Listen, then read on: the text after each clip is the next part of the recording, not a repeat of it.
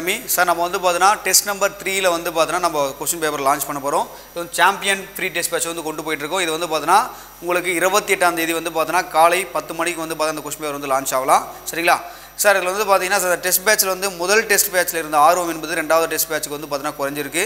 சரிங்களா? எல்லாருமே வந்து பார்த்தீங்கன்னா முதல் டெஸ்ட்டில் வந்து பார்த்தீங்கன்னா நிறைய ரெஸ்பான்ஸ் கொடுத்தாங்க. எல்லாருமே வந்து பார்த்தீங்கன்னா நிறைய டெஸ்ட்டு போட்டிருக்காங்க. ஆனால் ரெண்டாவது டெஸ்ட் வரும்போது வந்து பார்த்தீங்கன்னா அவங்களுடைய ஆர்வம் என்பது குறைஞ்சிருக்கு.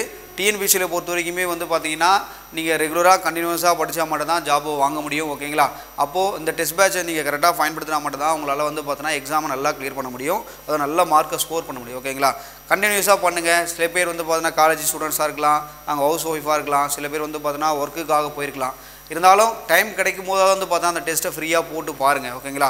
எல்லாமே உங்களுக்காக ஃப்ரீயாக கொடுக்கப்பட்ட ஒரு விஷயம் தான். இதை கரெக்டாக ஃபாலோ பண்ணி டிஎன்பிஎஸ்சி நடக்கக்கூடிய அடுத்த வருஷம் நடக்கக்கூடிய ஜூலை மாதம் 13ஆம் தேதி நடக்கக்கூடிய குரூப் 4 வந்து கிளியர் பண்ணுறதுக்கான வேலைகளை பாருங்கள்.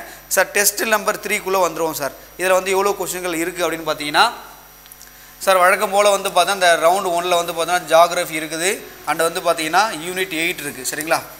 யூனிட் 8 அண்ட் இந்த கொஸ்டின் பேப்பர் வந்து பார்த்தீங்கன்னா மேக்ஸும் இருக்குது. சரிங்களா? மேக்ஸும் இருக்குது. ஜாகிரஃபி வந்து பார்த்தீங்கன்னா முதல்ல இருக்கக்கூடிய 35 கொஸ்டின் இருக்கும். அடுத்து வந்து பார்த்தா யூனிட் 8 வந்து பார்த்தீங்கன்னா 45 கொஸ்டின் இருக்கும். அடுத்து வந்து பார்த்தீங்கன்னா மேக்ஸ் வந்து பர்சன்டேஜ். சரிங்களா? பர்சன்டேஜில் வந்து பார்த்தீங்கன்னா டோட்டலாக ஒரு 20 கொஸ்டின் இருக்கும். ஓகேங்களா? மொத்தம் 100 கொஸ்டின் நடக்க போகுது. ஓகேங்களா? இதுக்கான எக்ஸ்ப்ளனேஷன் வீடியோ வந்து பார்த்தீங்கன்னா உங்களுக்கு நாளைக்கு வந்து பார்த்தீங்கன்னா ஈவினிங்கே வந்து பார்த்தீங்கன்னா வீடியோ வந்து பார்த்தீங்கன்னா அப்லோட் ஆகிறதுக்கான வாய்ப்புகள் இருக்குது. ஓகேங்களா?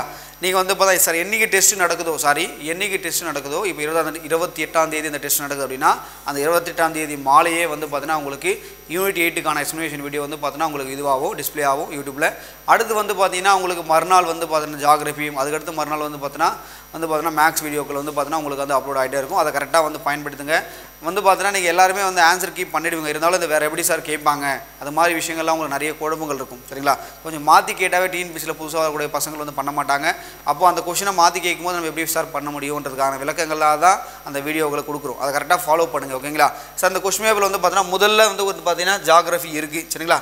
கடைசியில் வந்து பார்த்தீங்கன்னா 35 கொஷின் வந்து ஜாகிரஃபி, அடுத்து வந்து 45 கொஷின் 36லேருந்து வந்து பார்த்தீங்கன்னா 80 வரைக்குமே வந்து பார்த்தா உங்களுக்கு யூனிட் 8 இருக்குது.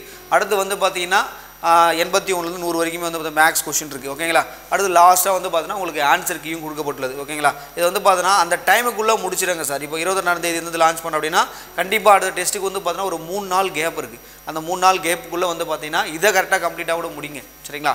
அதுக்கடுத்து வந்து பார்த்தா அடுத்த டெஸ்ட்டுக்கான டைமை வந்து பாருங்கள். சார் என்னால் வந்து பார்த்தா கரெக்டாக அந்த ஷெடியூலை ஃபாலோ பண்ண முடியல அப்படின்னா நீங்கள் வந்து பார்த்தீங்கன்னா கொஞ்சம் டைமை எக்ஸ்டெண்ட் பண்ணி கூட அதை முடிச்சுட்டு அடுத்த டெஸ்ட்டுக்கு வரும்போது வந்து பார்த்தா அதை கொஞ்சம் கரெக்டாக இது பண்ணி பாருங்கள். சரிங்களா?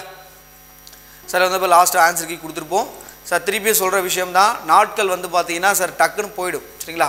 அப்போது அந்த டைமை வந்து நீங்கள் கரெக்டாக பயன்படுத்தி எக்ஸாமை கிளியர் பண்ணுறதை பாருங்கள். ஆன்சர் கீ வந்து பின்னாடி கொடுத்துருக்கோம். சரிங்களா?